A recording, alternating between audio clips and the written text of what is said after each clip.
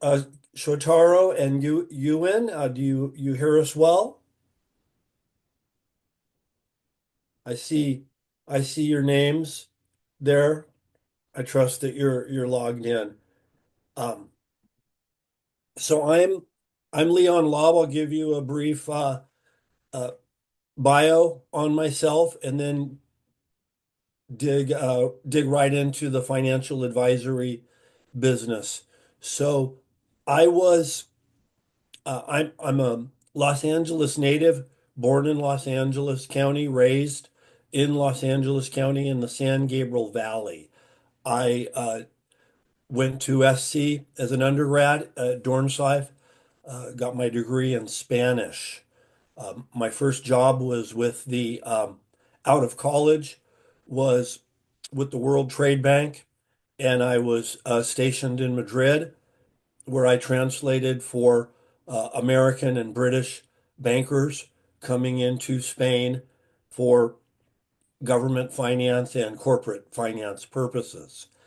During my work as a translator and interpreter, I decided that I wanted to be the banker, not the interpreter. I uh, followed very closely what the bankers were doing and what they had to do, and decided I wanted to do that. And I surveyed all of them. I asked all of them, how did you get this job? And they said, well, the first thing is had to have a master's, either a master's in econ or an MBA. So I came back to school at SC and went to Marshall and got my MBA. My plan, and I think you'll find this in your lives and your careers. My plan was to go into international finance, corporate government finance with my foreign language skills and my business and finance background. I figured I would go into international finance. Um, but things will change as you age, as you move through your careers. And I decided to go into financial advisory. One of the main reasons I did that is I clicked with an online recruiters that I networked with, and I felt I had a good opportunity to get an internship with them. Number one. Also, I was married at the time and expecting a child, and there's less travel involved with financial advisory. It's a local business where you network uh, in your community and look for high net worth individuals, businesses in your local neighborhood. And I felt that would be a better thing for me to do as a future parent. I do have two children. Interesting as far as internships for you, which I'll talk a lot tonight about internships. Um, both of my children, a boy and a girl, they both worked for me quite a bit. Summer jobs, after school, that type of thing. Neither of them went into the business. So one of the things that um, I stress to students is talk, is network, get internships, get on the job, try to meet people personally, um, because you'll find out what you want to do or what you don't want to do. In both of my children's cases, they wanted to go into technology. My daughter works for Apple, and my son works for a Google subsidiary. That's the direction they wanted to go in. We're going to discuss the financial advisory business. Um, I'm going to have to give a disclaimer. Um, all opinions, everything that I say is my own opinion. I do not represent any company. I'm retired from Merrill Lynch and from my career. So I'm here tonight just to speak about my personal experience. I think I was asked to give this presentation because I did come out of USC. I did use the program. I did on-campus recruiting. I got the internship, which turned into a job, and then along 36-year successful career. And I think that was why John and the department asked me to come speak, because I am homegrown, if you will. We're going to talk about what is financial advice, what is the financial advice business, the minimum requirements for employment, designations in our industry, the big picture, the industry status, what are the day-to-day activities, some compliance and liability issues, and closing with some career advice for SC students. I'll try to move quickly and leave time for questions and answer. So finance is a broad category. Um, there are many financial occupations: corporate finance, government finance, investment banking, financial analysis, and financial advisory. Um, at Merrill Lynch specifically, we had investment bankers. We have investment bankers. These are people that are trying to do deals. They're trying to take companies public. They're trying to raise securities for those companies. Analyst, they analyze. We have macro analysis, we have micro analysis. Macro analysis would be the overall economy, the global economy, the economy in each continent, the economy in each country. So our global analysts are studying the big picture. Micro analysis is looking at particular companies. Look, how's Apple doing? How's Amazon doing, what's happening at Chevron, et cetera, et cetera.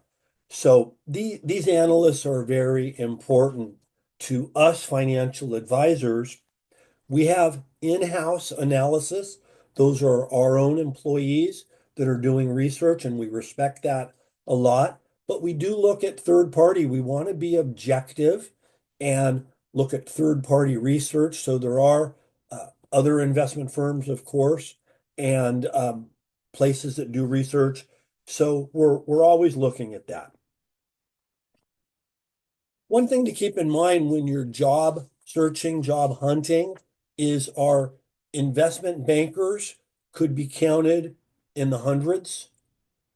Our analyst could be counted in the hundreds, a few hundred analysts, maybe a few hundred, if even that, bankers. Our financial advisors, there's over 30,000. So employment opportunities are very different. Financial advisors can generally find work. Investment bankers and analysts, there's much fewer jobs. We have what's known as the Chinese wall. The financial advisors do not associate. We're not on the same floor. We don't have the same managers. We don't go to lunch with investment bankers. We would then have the ability to get inside information. So we have to wait for research to come out that's available to the public, and we don't see it before the public does. This is a compliance issue. There's many different, what we call channels. There's many different ways to work as a financial advisor. So working for Merrill Lynch is working for a big brokerage. There's Merrill Lynch, there's UBS, there's Chase, there's Morgan Stanley. These are called big brokerages. So they have a particular way of doing business. There are RIAs, registered investment advisors, could be as simple as one person, maybe, and maybe an administrative help, up to hundreds of people. Hedge funds, insurance companies have investments embedded within insurance. Some CPAs give tax advice and investment advice. So there's many different ways to go. As far as some of the requirements for employment, I'll talk about the subjective and then the objective. The subjective requirements are that you are in a sales business. No one, you're not going to be given the money to manage. You're going to be paid based on how many assets you have under management, but no one gives you that money. So you do have to recruit the money, solicit it, conduct uh, business in a way that people trust you and give you their money to invest. I personally liked working for the big company. I liked having the name, the Bank America, Merrill Lynch name behind me. I had to sell myself and my skills, but I also had a very strong, reputable company. But thousands of financial advisors do it on their own without a big company, and they find benefits to independence. Um, so we have a interpersonal skills, uh, column sales skills, the ability to communicate, the ability to meet with people, to talk with people, but also the financial skills to manage money, to read the research, to react to global economic events.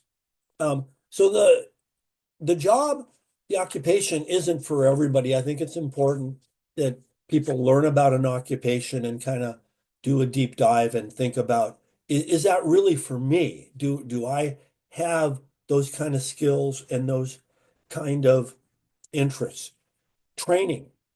There's many different, just like there's many different occupations or employers, from giant companies like Merrill Lynch with 30,000 down to an individual who might hire you as a as a backup or a mentee in the office.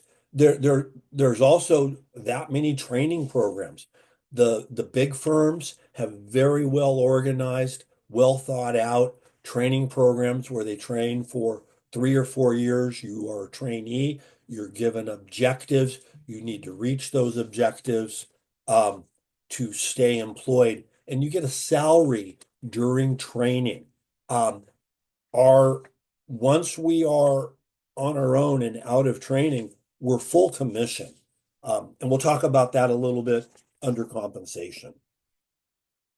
So the minimum requirements for employment is generally considered to be a bachelor's degree. It doesn't have to be in business or econ.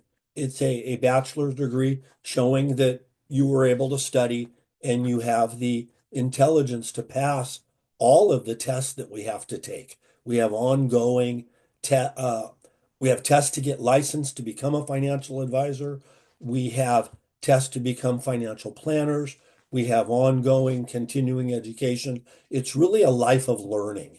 So I think the bachelor's degree lets the employer know you have the ability to study. Um, my particular case, as I mentioned, was recruiting on campus. Company came on campus. I met a couple of the guys. I was very interested. I followed up and called them a couple of times, told them I was interested and could we get together? And it was just downtown LA, 444 South Flower, just a few blocks from campus. And I met with them one day for lunch. They told me a little bit about the office and how to apply. I did that. I submitted a resume and I had letters of not necessarily recommendation. These two employees didn't know me that well, but I think they did put a little bit of a word in. Um, Funny thing about the interview is I got into the meeting and the manager's sitting at a big table and he was a big, large man. And I was sitting at a little table back, and that's a power position. They've learned this from certain Wall Street movies where the desk is raised and he's very, very powerful. And he was kind of sweaty, kind of a large man. And he kind of skipped over my resume, didn't ask me really anything. And he said, size me up. T Tell me about me. And I'm like, oh my gosh, I don't want to I don't want to describe this man. I don't want to talk about him, but he just put me on the spot and I did the best I can. I saw a movie not long after that, and it turns out he got it from a movie where a Wall Street movie where they had done that, but it was kind of funny. Um, I said we'd come back to compensation. So financial advisors are highly compensated. It's a very lucrative business. Six figures is very normal. And there are many seven-figure earners in the business. That's the good news. You can be highly compensated. The bad news is it's very hard to get assets. It's very hard to get there. It's very hard to get people to trust you and give you their money, especially when you're young. A lot of the people with money are, middle age or older. They've already sent their kids maybe through school, and now they have some money. Um, so it is a very difficult job. There's a high level of attrition. Attrition means not making it, people who fail. So I don't want to be a downer, but I do, in all honesty, let you know that there are many people that do not succeed during training. Which can be several years depending on your employer. During training, they may fail to bring in the required assets. The management team will say that you have to have so many $1 million and so many clients after so much time. They'll be helping you do this, um, but they will give deadlines and release the employee from the training program. Now, that doesn't mean that you're out of the industry. You simply go someplace else. There are other jobs other than being a personal financial advisor. We have thousands and thousands of jobs. We have a financial advisor in every bank branch. We have in every brokerage, every Merrill Lynch, we have assistants. We have compliance. Compliance means keeping legal. We have management. We have data entry. So to get in that training program, you had to pass the basic exam called the Series 7. That's to be a financial advisor. Um, so having that, you can still have a very good career without being a financial advisor. But I did want to talk about attrition. I I was fortunate through hard work, through my ethic. I was able to get through training and become a financial advisor. I did make um, I did make some decisions in what we call business practice. Uh, we have best practices, and we have consultants that come in, and we have conferences where we bring in some of the top consultants in the country to help us refine our business strategy, our business techniques, our business practice. I made a um, I made a personal decision to give moderate financial advice.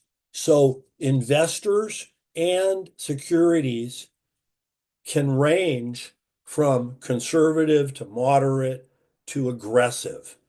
Some people want very high returns and they want to be in those aggressive stocks. Well, there's what's called risk reward. The higher reward that you go after, that you're trying to achieve, you want to double your money, triple your money, that type of thing. That security will have a higher risk. You have a higher chance of also losing your money. You can make a lot of money, but you can lose a lot of money. I found it was very difficult to get clients to get them to give me money. And a lot of the money was trust funds, family trusts, money that's in a family. And I started to gravitate toward that type of client. And I found that these were not people looking to make a killing. They didn't need the next NVIDIA. They didn't need the hottest stock out there. They wanted a good return on their money. They wanted to beat inflation. They wanted to grow their money, but they didn't want to lose it. So I started to tailor my advice toward moderate recommendations. And I found that if I didn't blow people up, if I didn't lose their money, I was able to build relationships with them, stay with them, and keep building my business and my practice. So we talked about the requirements to get in, the bachelor's degree, and passing that Series 7 test. Now, many uh, many students have asked me about designations. We have designations after our names on business cards. On mine, it's Leon Laub, MBA, CFP, CIMA. You could have a CPA as another designation, CFA. So these are professional designations.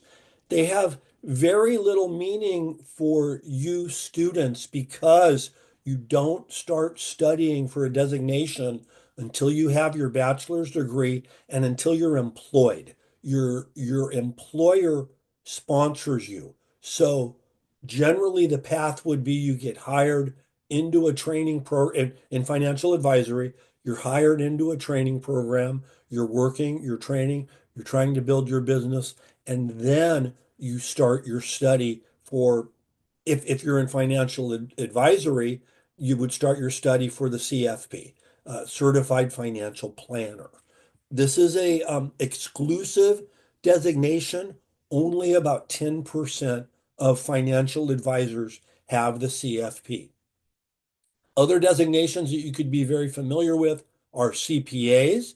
The all serious tax professionals are CPAs or they're in tax law, lawyers with a tax background. And the analyst that we discussed that are doing analysis, of course, are generally they go after the CFA, Chartered Financial Analyst. So each industry has its own designations. I found the value of my designation was, and you study for 3 years while you're working and training and building your business. Um, we study law, financial law. You study taxation. You study estate planning and trust. You study investment behavior, business practices, securities. So you have such a strong background. You're getting this background early in your career. I found that this knowledge, um, having that designation, being one of the 10% uh, that have that, gave me confidence going into meetings. We do what's called prospecting. You have to get an appointment. You have to get somebody willing to just talk to you or email you or text you. Number one, you we're going to talk about the day to day. But I'll go, the basics is we have a prospect. Somehow it's been alumni. It's someone you know from your sports, your after work sports team, someone you know from your religious institution. It could be anybody that you're prospecting. Uh, Soccer parents, I was coaching soccer and parents would come to me, people in my community, etc. But then you go, if you find this prospect, this person that might be willing to just talk to you. That's a big breakthrough. Just to get somebody to be willing to discuss finances and their personal situation. Maybe it's over the phone. You're trying to get an in-person appointment where you do a deep dive and find out what their situation is so that you can make a recommendation. Um, what I found was having that designation gave me confidence that I could go into a meeting and have more knowledge than anybody. I had more financial knowledge and background than 99% of the people. Some of the meetings I had to go to, they'll bring in their CPA, maybe their attorney, maybe some trusted advisor. So you might be sitting with the family member who makes the calls on the money, but they have a professional team of advisors, and that can be intimidating, trying to sit with lawyers and CPAs at your table. Um, but I could go to those kind of meetings knowing I was going to be able to answer their questions and come across uh, knowing what I was doing. Kind of in closing on the designations and the education. The MBA, I've with my mentee, we've talked about it. The MBA can be overkill, not necessary, or the master's in econ may not be necessary for your career. I did the MBA, and it once again gave me a lot of confidence in my very long career. Um, but it's not necessary. It is not a requirement. And I think you'll find that very few financial advisors have that. Hiring, hiring status, big picture industry status. So I've seen over the years, we have bull markets, bear markets, we have recessions, uh, we have economic booms. We hope we don't have depressions. That's the D word. So a recession happens fairly regularly, might be the economy down, gross GDP down 2 quarters. Um, and that's a recession. A depression is very serious. I haven't seen one, thank God, in 36 years. We worry about them and worry that the recessions will turn into a depression. That's what happened in the 30s, which is almost 100 years ago. Um, what happens what happens is hiring can slow down or speed up depending on the economy that we're in. I need to mention that to you as students. If we're in a booming economy, if the investment advisory firm is making money, there's a better chance they'll hire. There's a better chance that they have a lot of work and they'll bring in interns and they'll bring in trainees during the good times. If we're in a recession, if the markets are going down, we're losing a lot of money, um, things are not going well, I've seen the companies back off and go to hiring freezes. So this can be unfortunate for graduates during those times, but it does happen. Um, these are just economic cycles that we don't have much control over. Threats to the industry. Students like to talk about this. I need to bring this up. I get a lot of questions about threats to the industry. The main thing is there's always going to be threats. We're going to have the market that's going to be a threat to us, the recession, low investor confidence. These are threats. Changes in technology. Um, when personal computers were invented and people started to have those at home, and they came out with online trading, and then online trading at Schwab and Ameritrade, etc., became almost free. People could go and buy and sell stock. They didn't need a stock broker.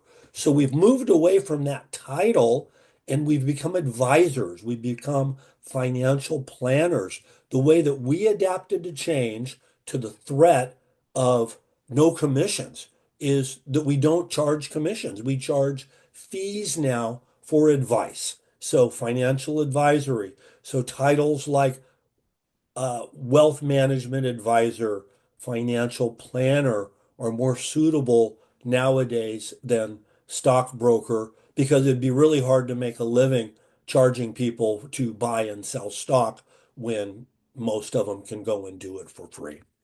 Um, what is the threat that students might ask about today? What is a common threat in today's world would be AI. You can get a financial plan. Chat GTP can give you a financial plan without talking to anyone. They're free. Um, Anyone can go on with enough computer expertise and get a financial plan. And they're probably pretty good. And I said with enough financial expertise. There's always going to be people that don't have the financial expertise, but more importantly, why I don't see this as a threat to the type of business that we want to develop is this is very serious money that we're going after. Remember, these are company 401ks. This is family trust. This is family money.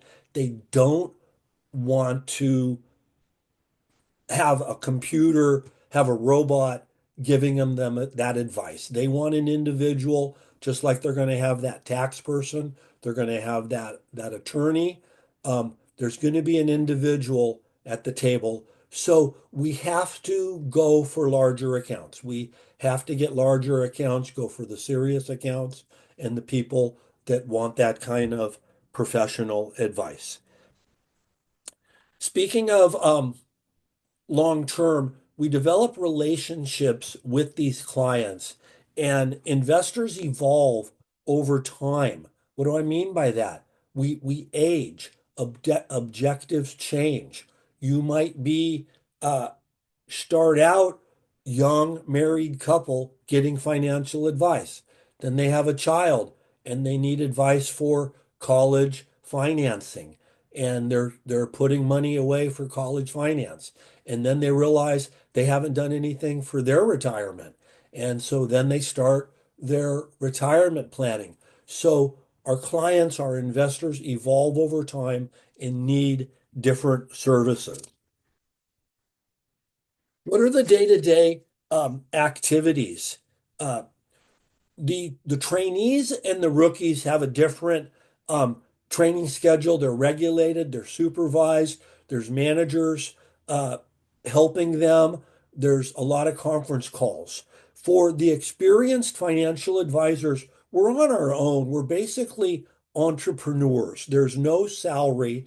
They let us do our business however we want as long as it's legal. If you're doing a good, clean, legal business, you can do really whatever you want. You have the freedom to do business in any way that makes you comfortable. Uh, we are market sensitive to a degree. So New York Stock Exchange hours um, are 6:30 a.m. until 1 p.m. for Californians. They go to lunch 9 o'clock. They're already going to lunch on Wall Street, and the market closes at 1. So those are our critical schedule. However, on the West Coast, you probably have to work into the afternoon because that's when your clients are available. So, but we are market sensitive.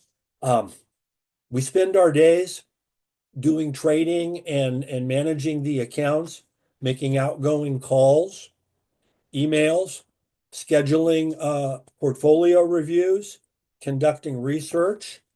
We talked about prospecting, trying to uh, go through those list of names, trying to identify high net worth people, reviewing your LinkedIn. Um, you could have a specialization. Uh, some people stay general, some people specialize. What do I mean by that? There's subsets of people you could specialize on women. Uh, just do financial advice for women is a strong area. Uh, LGBTQ is a strong area. Uh, we have a we have a advisor that does professional athletes, and that's a good area. We talked about the markets. We know the markets are going to make money long term, but short term, we don't. Uh, we don't know what's going to happen. There is there's a concept called the random walk down Wall Street. This was a book written in the 1930s by a guy named Malkiel, and he got the Nobel Prize. And what he did was he proved that the markets are impossible to predict. As I said, we all know they're going to go up over very long periods of time, but predicting what a market's going to do is almost impossible. I can't get into the statistics right now, but we make daily trading decisions what to own in our portfolios, but we don't make them based on trying to predict the market. We are looking at general economic trends. We're looking at our research on the company, trying to buy quality and really not trying to time the market because it's almost impossible. And I'll give you two quick examples, and for time's sake, we have to move on. But it was 100% impossible to predict 9/11 of '01, September 11th, could have never been predicted. It could have never been in any of your models. And that sent us into a multi-year recession and bear market where we lost about 50%. We fast forward, the market recovers, kind of stalls for a while, and we go from '01 up to the year 2000.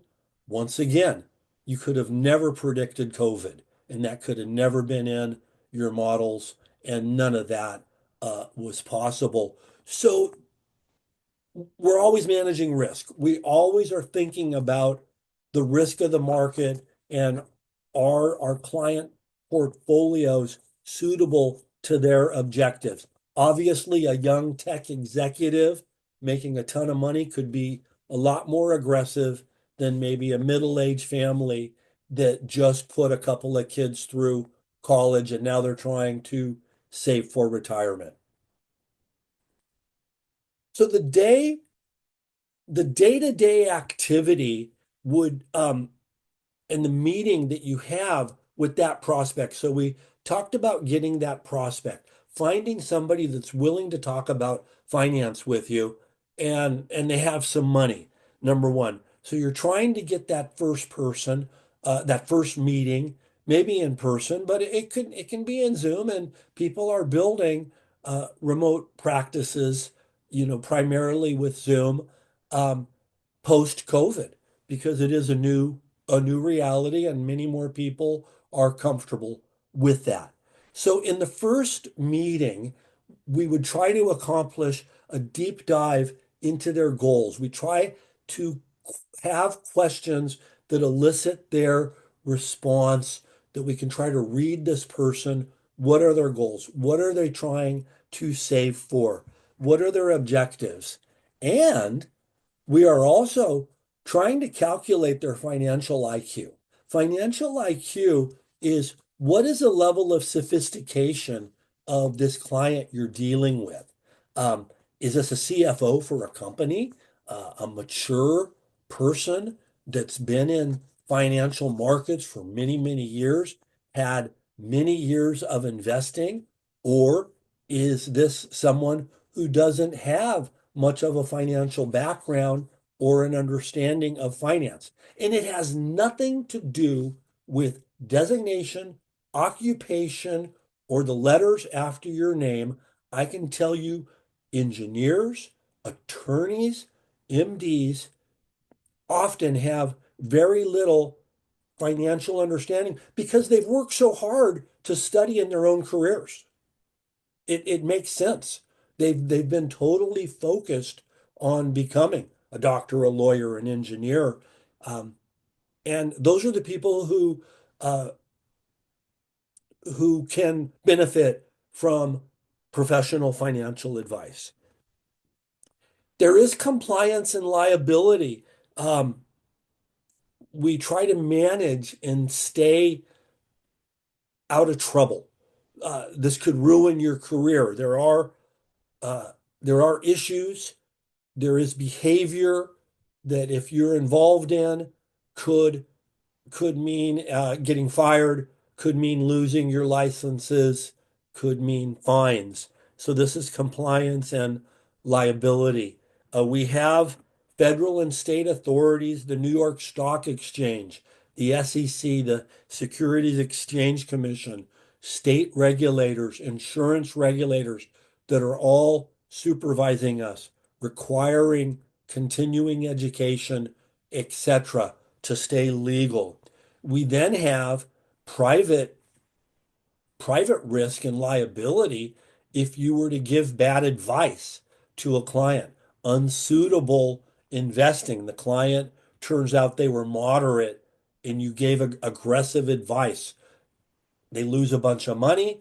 They can talk to a private attorney and try to come after you. So we have this liability. We try to document our conversations, um, etc., to protect ourselves from that liability.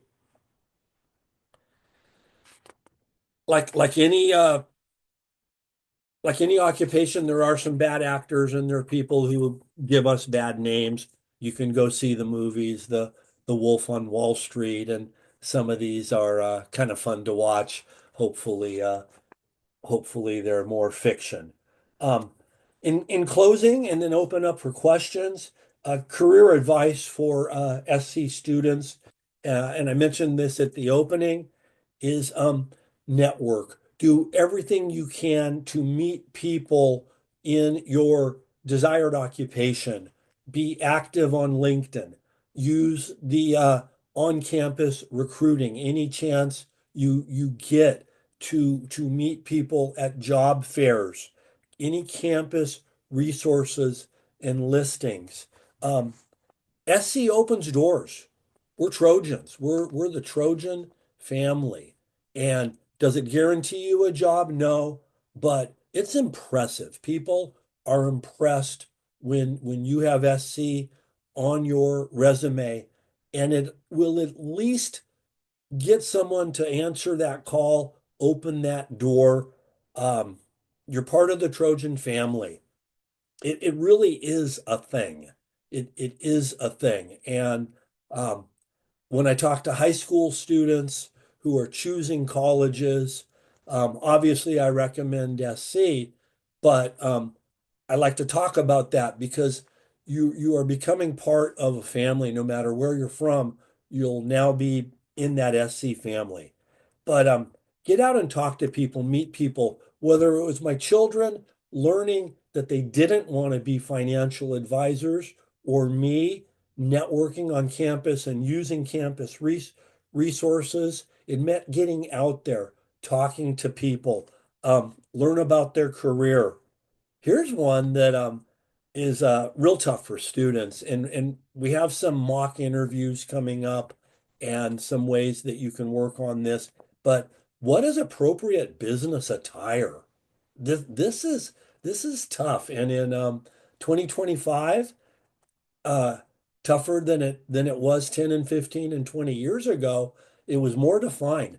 But how casual can we be? We all got a little more casual during COVID because people were sitting at home. Uh, However, I can tell you in the big firms, not smaller firms can do whatever they want, but in the big firms, if you're looking at Morgan Stanley, Goldman Sachs, um, Merrill Lynch, etc. Men are wearing suits and ties, and women are wearing whatever is appropriate level of business attire. It is still business attire environment. We want to look professional. They want us to look professional. Um, and I think that's real tough for students to kind of think about going, whether you're doing a Zoom interview or going out in person. Um, so ask people like John, ask myself, ask Lori, what do you think? Um, and lastly, you're already participating in events like this, um, mock interviews, apply for the internships. One thing about internships I can tell you, and Shalom, the reason I'm impressed that you got your internship, as you know, it takes about 2 months to get approved for that because by the time you apply, by the time that's accepted, by the time there's some interviews, and then the big companies are going to do a background check. So you've evidently gone through all of that and have passed. And I'm excited for your upcoming internship, and I hope you make the most of it. We've got some time for questions. Anybody have questions? I hope I gave you some valuable information.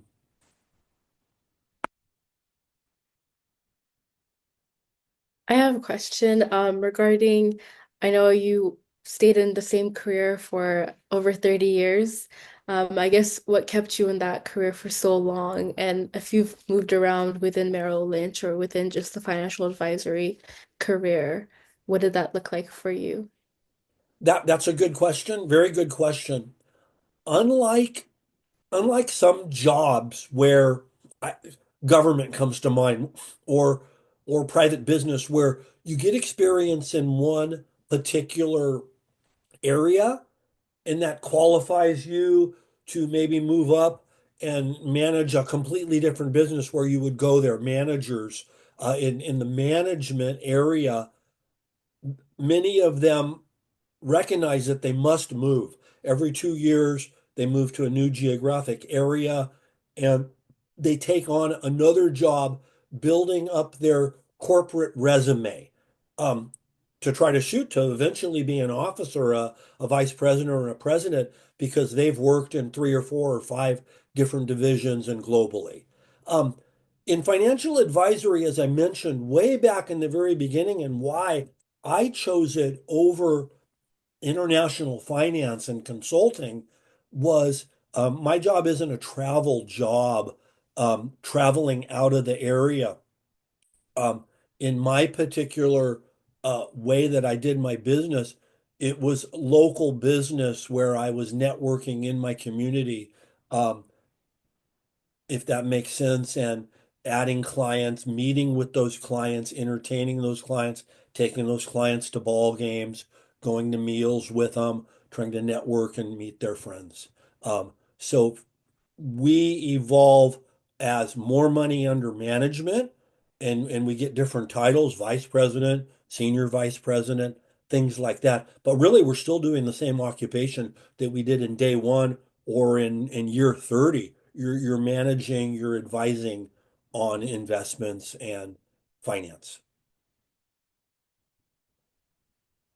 I do want to give definitely the students time to ask questions, but a question that I have, because I advise so many students and they're coming in and asking about financial advising, and I'm not sure if you were ever on kind of like a hiring panel or anything like that, but in your kind of experience, what makes a student stand out when they're applying for that internship or applying for that full-time position? What makes a student stand out?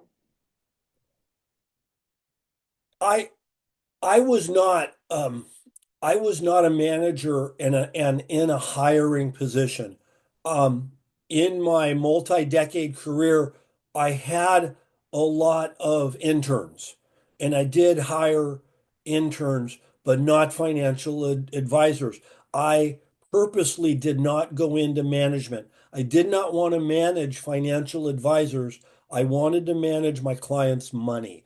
So I stayed away from management. So I really can't answer that 100%, but I'll give you three things. I told you that the financial advisors in general wear two hats. That is, they have interpersonal, sales-like personalities that can deal with people. They say that we should, the ratio of your mouth to your ears, this is a funny one. You should listen two-thirds of the time and only speak a third of the time. And then know what to speak. Sometimes we have to push hot buttons to get these clients to open up and discuss things. Isn't easy. So I think a shy person, certain personalities, maybe aren't appropriate for it. That might be difficult. But you can't be, sorry, used car salesman, but if any of your parents are used car salesmen, but you can't be a used car salesman. You're selling a very high level financial product. So you do have to have that financial expertise also. So wearing the two hats is what I would say, John. We haven't heard from Ewan, Cece, Coco. Everybody doing well? Any questions there? I can kind of translate from the chat. Coco did ask a very similar question to what you were just talking about. So maybe you already answered this, or maybe you have additional kind of perspective on this. Coco asked, what are some personality traits and skills that are necessary or suitable for doing wealth management? Long, in it, we just spoke about two hats, Mhm. both having sales and interpersonal skills and having good financial skills and background, which they'll teach you. I said you didn't have to have, an MBA or a BA from Marshall. They're going to train you in the financial aspects. Um, in addition to that, I think there's some entrepreneurial skills required. What I mean by that is there are people that need supervision. They need an hourly schedule, and that's totally fine. And the world is 80% of people go to work and they have their 8 to 5 schedule and they're given tasks. Entrepreneurs, business people have to be self-driven. There's no one that's going to make you work the long hours other than yourself. So the two skills, sales, finance, and being self-driven, having the entrepreneurial background, um, and being honest with yourself. Some people just need that 8 to 5. I'll be honest, and my wife will tell you she had a very good career in an 8 to 5 job. She worked her way up at AT&T in the engineering department. But she was always supervised. There was always a schedule, taking lunch at a particular time, only taking so many vacation days. We can take as many vacation days as we want. We can work as much or as little as we want. If we don't work enough, we're not going to make any money and the company's going to let us go. So there is an entrepreneurial drive. And I can tell you, I benefited because my father owned a business. So I grew up with an entrepreneur, and I think I inherited some of those skills. Wonderful. Cece also put a question in the chat that I'll kind of translate over. Do you have any advice about building your clientele as a young person in the business? Or can you explain how you attracted your first clients? So just kind of beginning, when you're first starting out, how do you find those clients before you have that name brand to you? No, very, very good question. And I think there's a lot of young, successful people Mhm. right now in this economy, and USC Trojans and other professionals that are already making 6 figures is not uncommon. People that are in their 30s, I'm shocked at how much money some people are making at very young ages, and if they're married, many of them are buying $1 million houses in Southern California, and they're having kids and can't even start to think about retirement. It's just their house and their cars and insurance and maybe put away some money. So they need financial advice. And successful people use that Trojan network, go after young executives. We cold call, we mail, we join associations, we go to alumni networking meetings, all of which is very easy to do in the Trojan family. There's all kinds of opportunities. You could be at a cocktail networking event every every weeknight. Isn't that right, Mhm. John? We get Yeah, email. Excuse me. excuse you.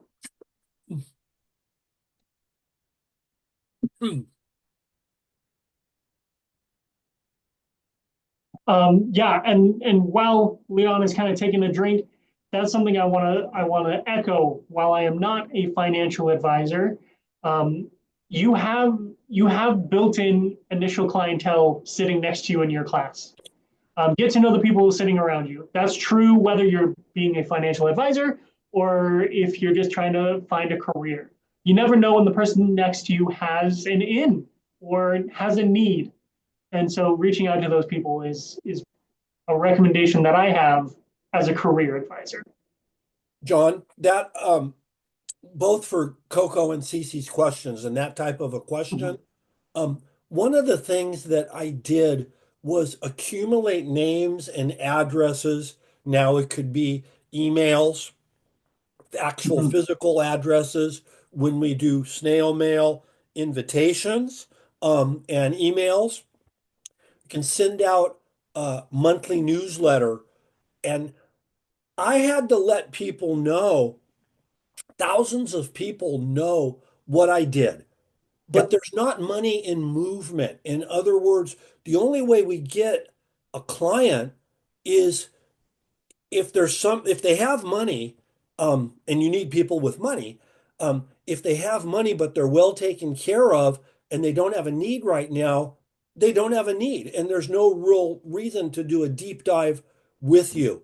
So I constantly just let people know what I did. I send out monthly newsletters, updates on the economy, investment and financial planning strategies, and then occasionally an invitation to a group seminar. I did a lot of public speaking where we would bring people in to talk about Social Security, uh, techniques, retirement planning, uh, Medicare, the particular market, different kinds of securities.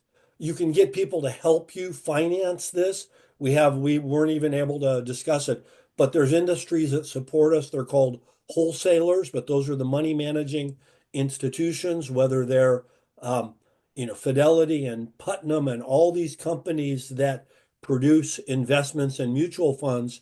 They help support us, and they'll often pay for maybe half of a seminar and a dinner. Um, so we do have business expenses to do that. But I was always letting people know what I did, and then hope that they would call on you when they had that need. Um, their broker retires, they get an inheritance, they get a rollover from company. These are called money and movement opportunities. Yes, yes. And Coco just had kind of a clarifying question as well. So would you say financial advisors have relatively more freedom and work-life balance compared to other finance? Absolutely. 100%. And that's one of the reasons I did it, because of my entrepreneurial nature, because of some uh, personal interests that I have that I didn't want to give up. Um, I'm a endurance athlete. I do triathlons, run marathons, 5Ks. I ran in high school. I wanted to be able to train. I wanted to be able to um, go to races. I've raced around the world, Boston, New York, Chicago, Europe. Um, I wanted to raise my kids. I wanted to coach soccer. I was a dad out there that was able to, take the time, once or twice a week and be on the soccer field. So we do have um, a lot of freedom. But as I mentioned, that could be a curse if you're the type of person that takes too much of that and you're not being productive in the time that you are working. Yeah, yeah. There's kind of that balancing act of yes, there is freedom, but you also might have some very long days if And things are going well. I mentioned that uh, other possible occupations within the Mhm. industry. Our our client assistant, we have different titles for them. In general business, you'd kind of think of them as a executive secretary, but Mhm. we call them client associates, client assistants. Extremely valuable. They are the face of the company with our clients. Our clients call them. Our Yeah. clients need a check. They need a tax document, etc. These individuals, if they're good, can make six figures.